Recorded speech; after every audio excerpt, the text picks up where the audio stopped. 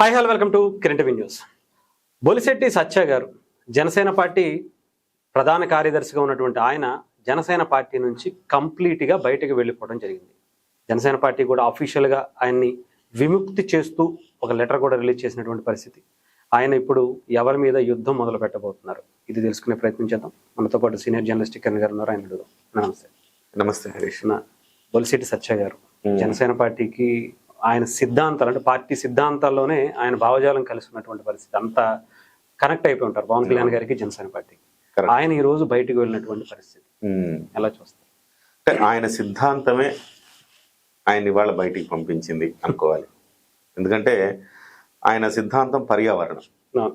ఆయన ఇవాళ కాదు, జనసేన పార్టీ పెట్టక ముందు నుంచి కూడా ఆయన పర్యావరణవేత్తగా నాకు ఈటీవీలో ఉన్నప్పటి నుంచి తెలుసు.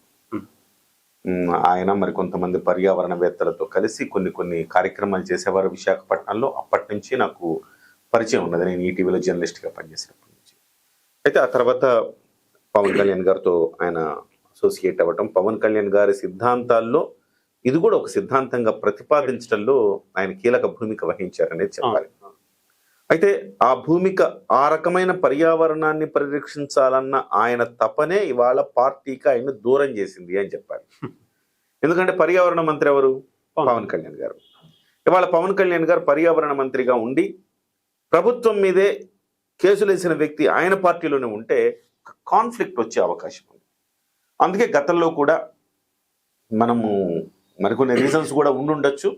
అయితే గతంలో ఆయన చెప్పిన రీజన్ అయితే, నేను పర్యావరణాన్ని పరిరక్షించాలి, గతంలో నేను కేసు వేశాను, ప్రభుత్వంతోనే నేను పోరాడుతున్నా, ఇవాళ ప్రభుత్వంలో జనసేన ఉంది, పర్యావరణ మంత్రిగా పవన్ కళ్యాణ్ గారు ఉన్నారు, ఇవాళ ఆ పార్టీలో ఉంటూ ఆ పార్టీలోనే పోరాడడం అనేది కరెక్ట్ కాదు, నైతికంగా అది సరైనది కాదు, కాబట్టి నేను బయటకు వస్తున్నాను అని చెప్పి ఆయన చెప్పారు. ఇవాళ ఆయన జనసేన పార్టీ గురించి కొన్ని చోట్ల ఆయన ఇంకా మాట్లాడుతున్నారు. బహుశా పార్టీ ఏమనుకుందో ఏమో కానీ పార్టీ ఇవాళ స్పష్టమైన ఆదేశాలు జారీ చేసింది. అంటే యుద్ధం మొదలు కాబోతోంది అనే దానికి ఇది ఒక సంకేతం. యుద్ధం ఈయన పవన్ కళ్యాణ్ గారేమో ఒక హోల్ అండ్ సోల్ గా వ్యవస్థను చూస్తున్నారు. ఈ వ్యవస్థను ఎలా మార్చాలి, ఈ వ్యవస్థలో ఎలా సరైన రాజకీయాన్ని తీసుకురావాలి, ఈ వ్యవస్థలో జవాబుదారీతనాన్ని ఎట్లా తీసుకురావాలి, ఒక మంచి ప్రభుత్వాన్ని ఏర్పరచడం ఎట్లా అనే దాని మీద ప్రయత్నం చేస్తున్నారు. ఏళ్లకేళ్లుగా పాతుకుపోయినాయి ఈ అవినీతి సామ్రాజ్యాలు. సో అది ఒక రకంగా చెప్పాలంటే ఇవాళ డబ్బులు ఇవ్వకుండా గెలవగలిగే పరిస్థితి ఉందా? ఎవరైనా? మహాత్మా గాంధీ వచ్చినా గెలవలేరు. సో పవన్ కళ్యాణ్ గారు విసిగిపోయారు, డబ్బులు ఇచ్చి గెలవడం ఏంటండి అని చెప్పేసి ఆయన కూడా చాలా బాధపడ్డారు.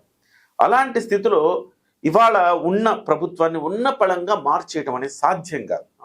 ఇవాళ పవన్ కళ్యాణ్ గారు మొన్న ఏం చేశారు? సీజ్ ద షిప్ అన్నారు. సీజ్ అయిందా? చాలా మంది దాన్ని తప్పుగా పవన్ కళ్యాణ్ గారిని మాట్లాడుతుంటారు. కానీ ఇది ఏళ్లకేళ్లుగా పాతుకుపోయిన అవినీతి సామ్రాజ్యాన్ని ఒక్కసారిగా వేళ్లతో పెకిలించాలి అంటే ఆయన ఒక్కడి వల్ల సాధ్యం కాదు. 21 సీట్లతో సాధ్యం కాదు, 2 ఎంపీలతో సాధ్యం కాదు. కానీ ఒక తప్పు జరుగుతున్న తప్పును మాత్రం ఎత్తి చూపారు పవన్ కళ్యాణ్ గారు, బయటికి చూపించారు. ఆ తర్వాత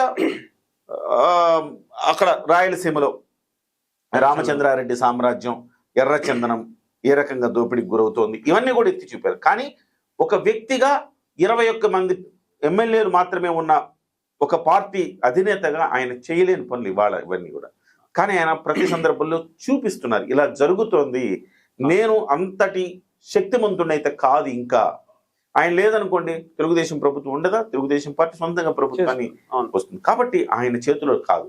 అట్లని చెప్పేసి వ్యవస్థలోకి దూరిన రాజకీయాలు రొచ్చు, నేను వెళ్ళను అని అంటుంటారు కదా, అదంతా కాదు. పవన్ కళ్యాణ్ అంటారు, మీరు వచ్చి రాజకీయాలు సరిచేయండి అంటారు. అందుకే పవన్ కళ్యాణ్ గారు రాజకీయాల్లోకి వెళ్ళారు, సరిచేసే క్రమంలో ఉన్నారు.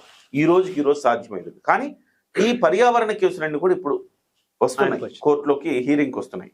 అప్పుడు మరి బొలిశెట్టి సత్య గారు ఏం చేయాలి? ఆయన ఏకైక ఎజెండా ఏంటి? పవన్ కళ్యాణ్కి హోల్ అండ్ సోల్ ఎజెండా ఉంది, ఆయన ఏకైక ఎజెండా ఏంటి? పర్యావరణం. ఆయన ఇప్పుడు బయటికి వెళ్ళి పర్యావరణం గురించి ఆయన మాట్లాడాలి. సో కాబట్టి ఆయన ఏం చేశారంటే బయటికి వెళ్ళి ఇప్పుడు యుద్ధం చేయబోతా ఉన్నారు. ఎవరి మీద యుద్ధం చేయబోతున్నారు? ఆయన అత్యంత ప్రేమించే వ్యక్తి మీదే యుద్ధం చేయబోతున్నారు ఒక రకంగా చెప్పాలంటే. So it's all in the game అనుకోవాలి. రామాంజనేయ యుద్ధం, కృష్ణాంజనేయ యుద్ధం విన్నారు కదా మీరు? అట్లా ఒక యుద్ధం జరగబోతోంది. రాముడు పవన్ కళ్యాణ్ అనుకుంటే ఆంజనేయ స్వామి మన బొలిశెట్టి సత్య గారు. అలాగే కృష్ణాంజనేయ యుద్ధం కూడా ఇద్దరికీ ఒకళ్ళ మీద ఒకళ్ళు యుద్ధం చేసుకోవాలన్న శత్రుత్వం ఎవరికీ లేదు. కానీ లోక కళ్యాణం కోసం ఆ రోజు కొంతమంది అహంకారాన్ని అణచడం కోసం ఒక యుగంలో యుద్ధం జరిగింది. కొంతమందికి అసలు ఆంజనేయుడు ఏంటో చెప్పడం కోసం ఒక యుగంలో యుద్ధం జరిగింది. అది ఆ రకంగా ఇవాళ వీళ్ళ పవన్ కళ్యాణ్ గారికి అలాగే బొలిశెట్టి సత్య గారికి మధ్య ఈ పర్యావరణ యుద్ధం జరగబోతా ఉంది. ఇందులో ఎవరు గెలుస్తారు ఎవరు ఓడతారు అనేది సబ్జెక్ట్ కదా. ఈవెన్ పవన్ కళ్యాణ్ గారు కూడా బొలిశెట్టి సత్య గారు గెలవాలని కోరుకుంటారు యుద్ధంలో, అంటే పర్యావరణానికి. ఎందుకంటే పవన్ కళ్యాణ్ గారు కూడా పర్యావరణ హితం కోరే వ్యక్తిగా ఆయన ప్రభుత్వంలో ఉండి కొన్ని తీసుకోలేని నిర్ణయాల వల్ల డెఫినెట్ గా పర్యావరణవేత్త అయిన బొలిశెట్టి సత్య గెలిస్తే బాగుంటుంది అనుకుంటారు. పురాణాల్లో ఎవరు గెలిచారు? రాముడు గెలిచాడు ఒక యుగంలో, శ్రీకృష్ణుడు గెలిచాడు, ఖచ్చితంగా భగవంతుడు కాబట్టి గెలిచాడు. సో ఆంజనేయుడు తర్వాత తెలుసుకుంటాడు. ఈ రకంగా జరుగుతా ఉంటాడు. లోక కళ్యాణం కోసం యుద్ధం జరుగుతుంది. ఇవాళ పర్యావరణం కోసం యుద్ధం జరగబోతోంది. ఇందులో బొలిశెట్టి సత్య గారే గెలవాలని పవన్ కళ్యాణ్ గారు కోరుకుంటారు. సో ఆ రకంగా ఇందులో మనం వాళ్ళిద్దరిని కరెక్ట్ పోలిక అనుకుంటున్నాను నేను. నిజంగానే రాముడు బొలిశెట్టి సత్య గారు ఇద్దరు ధర్మం కోసం ఉండేవాళ్ళే. సో కాబట్టి ఇది ఒక రకంగా చెప్పాలంటే లోక కళ్యాణం అన్నట్టుగా సమాజంలో ఒక మంచికి దారి తీస్తుందని నేను భావిస్తా ఉన్నా.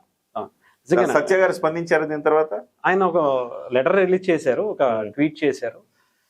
నన్ను విముక్తి చేసినందుకు ధన్యవాదాలు పవన్ కళ్యాణ్ గారు. నేను పర్యావరణం మీద, ముఖ్యంగా కొల్లూరికి సంబంధించినటువంటి ఇష్యూస్ మీద నేను పోరాటం చేయడానికి సిద్ధం అవుతున్నా. రాష్ట్రమే కాదు, దేశంలో ఉన్నటువంటి అనేక సమస్యల మీద, అటు వాటర్ మ్యాన్ గజేంద్ర గారితో కావచ్చు, ఇలా వీళ్ళందరితో కలిసి వెళ్ళబోతున్నా.